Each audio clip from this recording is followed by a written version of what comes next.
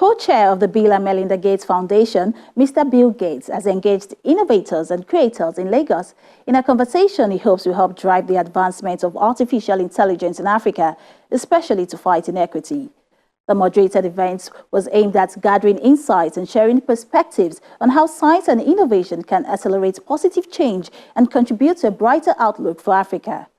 The Africa Youth and Innovation Forum was organized in partnership with the Lagos Business School, Co-Creation Hub, and Channels Television. It's a room full of startup founders, technology experts, innovators, and some of the brightest minds in Nigeria as they come together to gain insights from a tech icon and global change maker, Bill Gates. The Pan-African Youth Innovation Forum 2023 is a gathering of tech champions in Africa hosted by the Lagos Business School and Co-Creation Hub with support from the Center for Communication and Social Impact as well as Channels Television. Science and innovation are catalysts for progress and can serve as powerful vehicles for addressing Africa's most pressing challenges. We must create an enabling ecosystem that nurtures innovation, encourages collaboration, and fosters a culture of research and development. This forum provides an opportunity for our youth to engage with thought leaders, industry experts, visionaries like Mr. Bill Gates. Together, we can learn from one another, share insights, and forge meaningful partnerships to accelerate Africa's scientific and technological advancements. Mr. Gates, who is the co-chair of Bill and Melinda Gates Foundation, in his speech says more opportunities have emerged since his last visit to Nigeria in 2018. There's really a lot of opportunity now because of new technologies to improve all the different sectors, you name it, health, education, finance.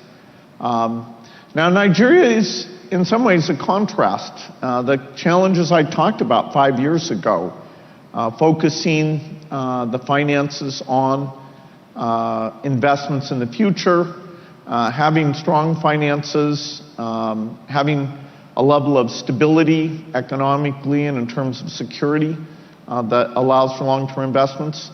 Those are challenges. And so even as you do great work, your voice, your influence to drive the policies to use these resources for the future will be very important. When it comes to making the world a better place, talented young people like yourself are the world's most important asset. And that's good news for Nigeria because it has one of the biggest young populations in the world. It's continuing to grow. And that represents, with the right investments, a lot of incredible skills and passion to tackle these tough problems. Mr. Gates not only praises Nigeria's tech sector for its growth so far, but also acknowledges the country's creative industry as well. You know, Afrobeats from Nigeria are popular everywhere. When my daughter Phoebe heard I was coming to Nigeria, she said, "Oh, you're lucky you get to go see Burma Boy and Rima." So I had to look them up because I'm so hip. But I also remember the last time I was here, I did get to see Davido and WizKid perform, and I was quite impressed with that. So, you know, my kids think I've come to a very hip place. And of course, the music may be the most visible, but broadly across all cultural areas, whether it's authors or movies, Nollywood, there's some great work going on, and it's a significant industry, so that, you know, it's great, particularly here in Lagos, to have that leadership. So across many areas, the creativity and entrepreneurship really is why I'm optimistic that despite huge challenges, Nigerians will have a great future and bring wonderful things to the world. After his speech, the American business magnate and investor, best known for co-founding software giant Microsoft, engaged in a chat with Bosun Tijani, co-founder and CEO of Co-Creation Hub.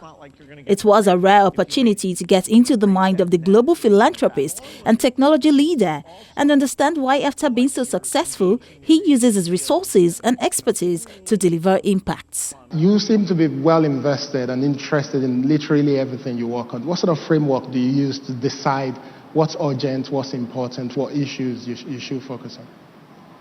Well, when I was young, I was very lucky to be exposed to computers when they were super expensive. And then I also, looked at what was going on with chip technology.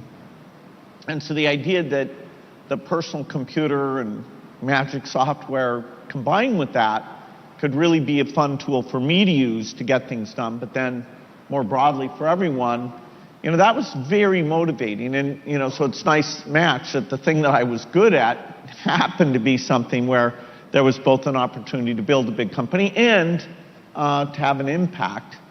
And then when I got Microsoft being so successful, I really had to say to myself, okay, these resources, which are gigantic, how am I going to give them back to society? I mean, after all, only a small percentage do I need, to buy cheeseburgers or, a few nice things for my kids, then what? And I asked kind of a basic question, which is, how many kids die? What do they die of? Is that different in different places? And, I'd been to Africa as part of my Microsoft career, and I'd seen the beauty and the energy, but to find out that the rich versus developing country divide on health was so dramatic, and there was so little resource going into it because, for malaria, it's not like you're going to get rich if you make, great bed nets or even a vaccine. And so Melinda, my wife at the time, and I decided these health issues would be our primary thing. Mr. Gates spoke a lot about how advances in technology, especially artificial intelligence, can help fight inequity.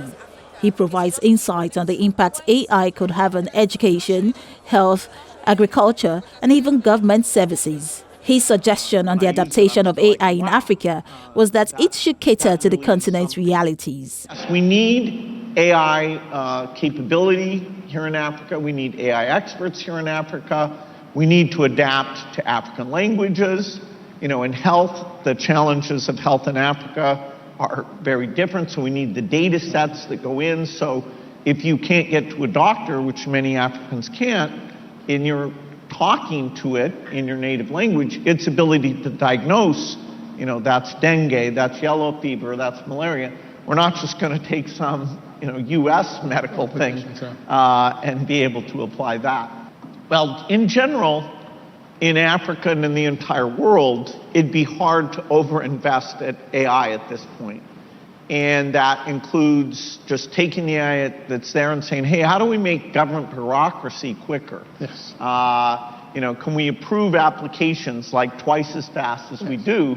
Because even though it's tough to hire workers, this bureaucratic things, it's really good at this, like dealing with medical claims or taxes or things like that. So the biggest win won't necessarily be being part of the invention, although every continent will contribute to that. The big win will be part of the application. You can just imagine how big that is, particularly in places where you have a shortage of white-collar workers. The government is not as well staffed on some of these issues, but now they can be, and they can be way more efficient. After the chat with Bill Gates, Bosun Tijani also moderates a panel session with 3 Nigerian innovators to learn about their startup journey and why they chose their paths. After the event, there were networking opportunities for attendees to interact with other professionals, games for relaxation, and a virtual reality exhibition.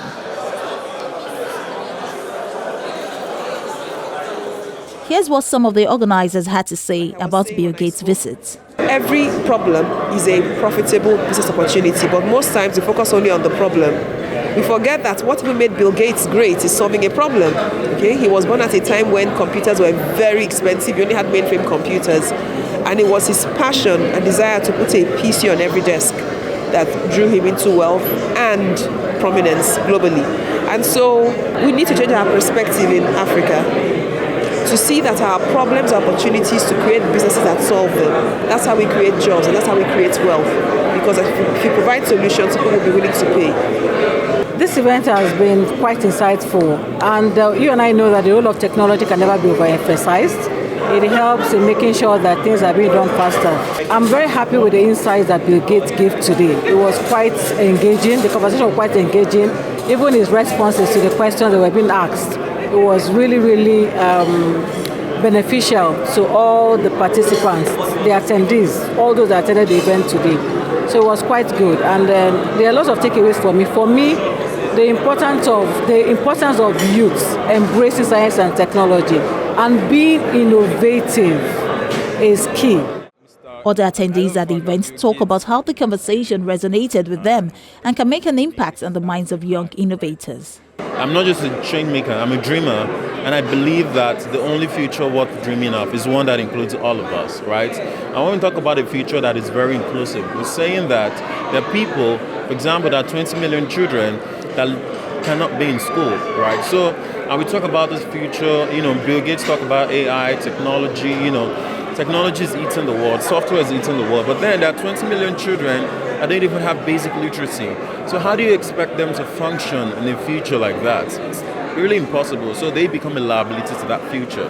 And we can't let that happen because our greatest resource is in our human capital. And it is those children that will grow up and either become, and either contribute to Nigeria's prosperity or become a liability, right? So, the talk on, inequity really helped me understand what we need to do to bridge that gap. Was just learning that there were so many other industries that AI can actually impact, and learning about how much further we are away from where we need to be in terms of education and financials as well. So basically for me, it's keeping an open mind on the possibilities that exist today and the possibilities that can exist in the future as well. Learning what we have at our fingertips today and how that can actually reshape what it is that we're going to do in the future. So delving into other technological industries as well that can actually allow us to advance in whatever it is that we're doing currently at the state. That's it.